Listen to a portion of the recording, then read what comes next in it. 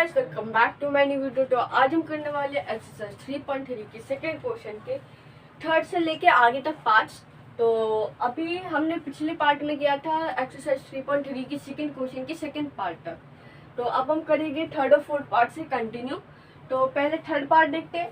तो third part ये आपको एक फिगर पैरेललोग्राम जैसी दिख नहीं रही होगी, पर अभी हमें इसे कंसीडर करना है कि पैरेललोग्राम है और इसे एक्स वाई जेड हमें फाइंड करनी है वैल्यू। तो अब आप इस फिगर को ध्यान से ऑब्जर्व करो।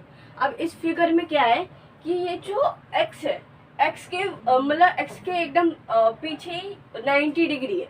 तो ये क्या होगा, वर्टिकली अपोजिट एंगल। तो एक्स की वैल्यू निकल जाएगी x is equal to 90 degree vertically opposite angle. फिर आगे देखेंगे तो अब एक इधर एक ट्रायंगल की तरह फॉर्म हो रहा है, राइट एंगल ट्रायंगल की तरह, जिसमें 30 डिग्री है, एक्स है और वाई है। ठीक है, तो अब जब तीनों एंगल्स को प्लस करते हैं, सम करते हैं, तो आता है 180। और किस प्रॉपर्टी की वजह से, एंगल सम प्रॉपर्टी ASP की वजह से। तो एक्स, अब एक्स की वैल्यू हमें 90 निकल चुकी है, तो अभी हम उसकी वैल्यू 90 लेंगे। तो 90 plus y plus 30 is equals to 180। Bracket में हम लिख देंगे ASP एंगल सम प्रॉपर्टी।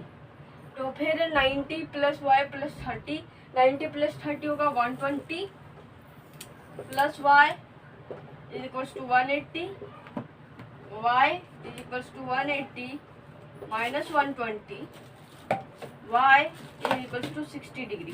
तो हमारी 60 डिग्री निकल चुकी है y की वैल्यू। तो अब हमें निकालनी है z की वैल्यू। z और y की वैल्यू में जो है, ये z और y इक्वल है, क्योंकि z is equals to y is equals to 60 degree, क्योंकि अल्टरनेट एंगल की वजह से, अल्टरनेट एंगल। ठीक है, फिर अब फोर्थ क्वेश्चन की तरफ बढ़ते हैं। फोर्थ क्वेश्चन एक पैरेललोग्राम वापस है। तो इसमें एक्स वाई जेड फाइंड करना, और एक जो जेड है वो एक्सटीरियर एंगल में, बाकी सब इंटीरियर एंगल में, और एक 80 डिग्री दे रखा है। तो हम इसमें क्या करेंगे, पहले लिख लेंगे z is equals to 80 degree, क्योंकि करस्पॉन्डिंग एंगल। ठीक है, करस्पॉन्डिंग एंगल। फिर हम लिखेंगे x इज इक्वल्स टू, अब इसमें और ध्यान से ऑब्जर्व करो क्या इसमें x की क्या रिलेशन में आ रहा है, जिसकी वजह से उसकी हम वैल्यू फाइंड कर सके। मैं बता देता हूँ। तो x प्लस मतलब x plus 80 is equals to 180। और प्रॉपर्टी क्या यूज होगी, sum of adjacent angle is equals to supplementary या 180, दोनों लिख सकते हो। सप्लीमेंट्री लिख लोगे तो वो प्रॉपर्टी होती है पूरी, सप्लीमेंट्री लिख लेना। तो फिर x की वैल्यू निकालेंगे जैसे लीनियर इक्वेशन में करते थे, वो x is equals to 180 minus 80, x is equals to 100 degree. तो x की वैल्यू आ गई 100 डिग्री। x और z की वैल्यू निकल चुकी है, अब y की वैल्यू निकालनी है। तो y भी ऐसे निकलेगा। तो जो y है, अब उसे ध्यान से ऑब्जर्व करो y कैसे निकल रहा है। चलो टाइम देता हूँ, ध्यान से ऑब्जर्व करो।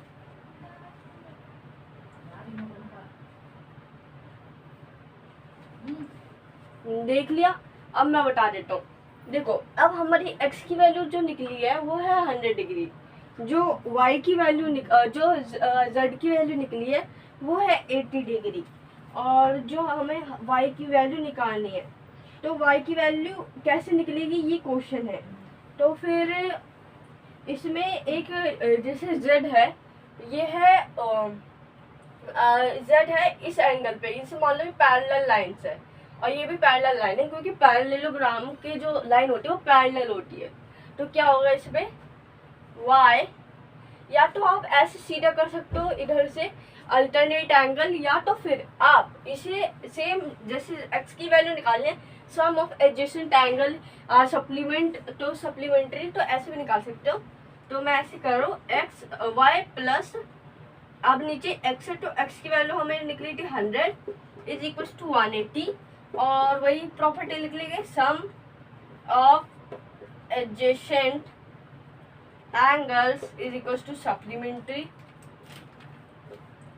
फिर y is equal to 180 minus 100, तो y इज इक्वल टू 80, तो y की वैल्यू आ चुकी है 80।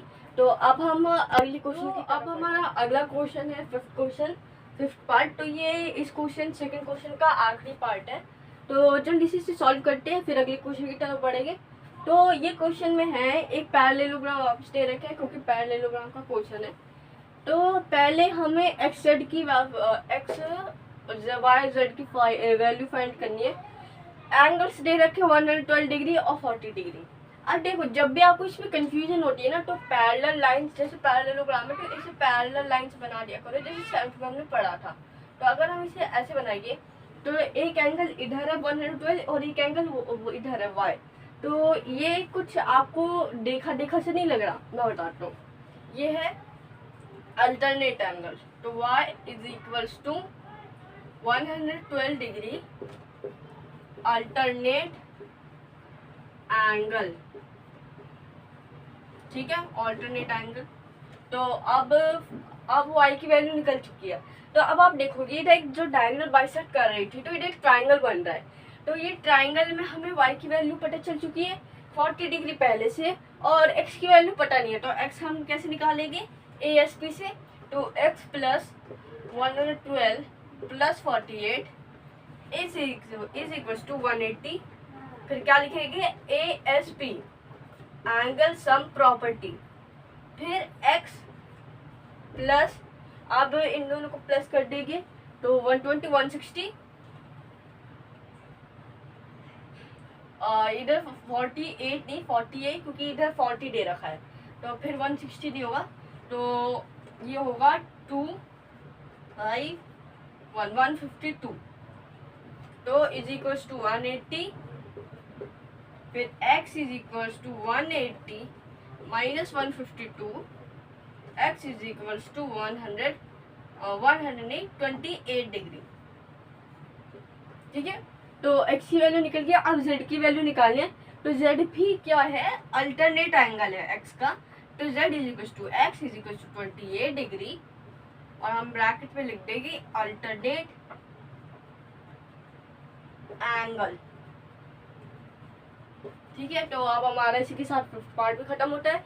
तो अब हम अगले अब हम हमारे थर्ड क्वेश्चन है कि क्या है ना, quadrilateral ABCD be a parallelogram if, हमें जो सारे क्वेश्चन दे रखे हैं।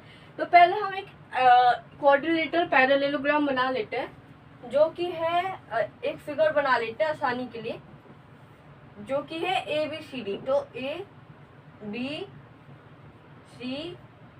ठीक है।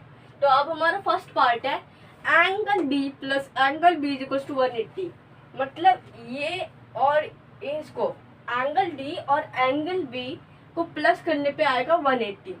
अब देखो, ये हो भी सकता है या नहीं भी हो सकता है, क्योंकि जो एंगल D और एंगल B है ना, उनका सम होता, मतलब वो जो उनका सम ये गिवन नहीं होता, बस इतना बताया जाता है कि opposites angle are always equal. तो ये दोनों इक्वल हो गए, तो अगर ये दोनों 90 हो गए तो फिर 180 हो सकता है, पर ऐसे जरूरी नहीं है, क्योंकि ये 60 भी हो सकता है तो 120 हो सकता है। तो इसका आंसर हम लिख लेंगे कैन बी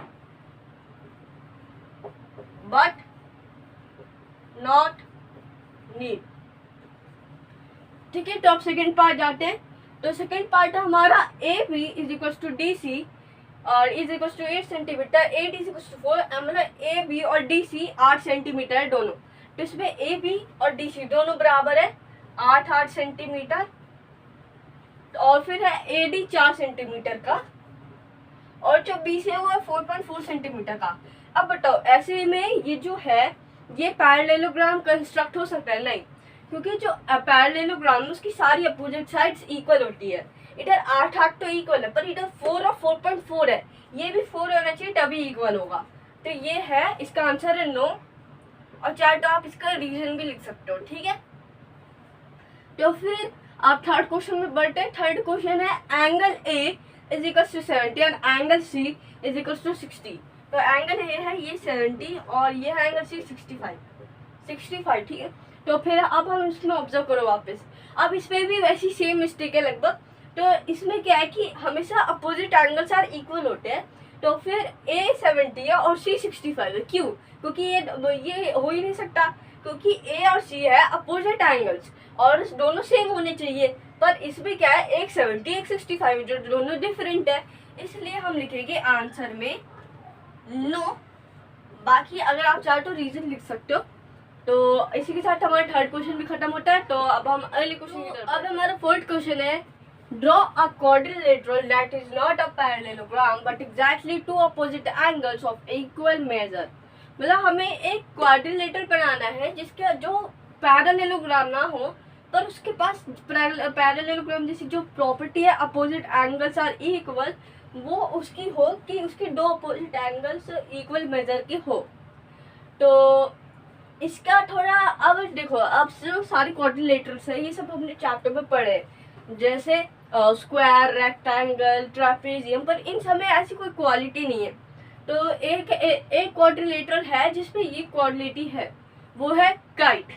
काइट जो हमने पढ़ा था इस चैप्टर में, काइट का क्या होता है सिस्टम की, काइट जो होती है, जैसे मान लो ये है एंगल ए, ये है एंगल बी, तो इधर अपोजिट एंगल है एंगल ए और एंगल बी, तो ये हो जाएगी angle A is equal to angle B. पर अगर इधर एंगल सी है और इधर एंगल डी है, तो फिर हो जाएगा angle C is not equal to angle D. तो समझ गए मतलब काइट कैसे होता है, क्या उसका सिस्टम होता है, क्या प्रॉपर्टी होती है। तो वैसे इसका आंसर भी हो चुका है काइट का, वही इसका आंसर काइट है और इक्वल मेजर हमने बना भी लिए। तो ये पूरी क्वेश्चन खत्म होंगे। तो अगली क्वेश्चन की तरफ। तो अब हमारा फिफ्थ क्वेश्चन की तरफ बढ़ते। तो फिफ्थ क्वेश्चन है हमारा, the measure of two adjacent angle of a parallelogram but has exactly two opposite angles of equal measures. तो मतलब है कि ये जो है एडजेसेंट एंगल, उनका जो रेशियो है, क्वेश्चन में क्वेश्चन नहीं लिखा है पूरा, तो ये रेशियो उनका 3:2 में, ठीक है। तो मतलब जो दो एडजेसेंट एंगल है पैरेललोग्राम के, उनका रेशियो है 3:2। तो उनका हमें एक एंगल का मेजर फाइंड करना है। तो फिर दो एंगल का जब सम होता है एडजेसेंट एंगल का, तो वो होता है 180। तो हम क्या करेंगे, तो 3/5, क्योंकि रेशियो से निकालना है ना, तो 3 + 2 क्या होता है 5, तो 3/5 × 180। तो अब हम 5 से इसको डिवाइड कर देंगे, तो 5 से कितनी बार में जाएगा 3, 15, फिर 36, तो 3 × 36 क्या होता है 108।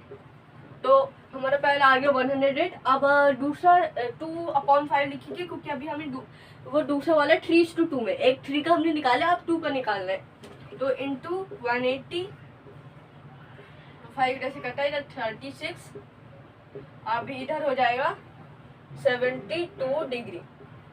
तो इसी के साथ हमारा फिफ्थ क्वेश्चन खत्म होता है। तो आज की वीडियो के लिए बस इतना ही। Thank you for watching. If you like this video please share, subscribe and like this video. Bye bye.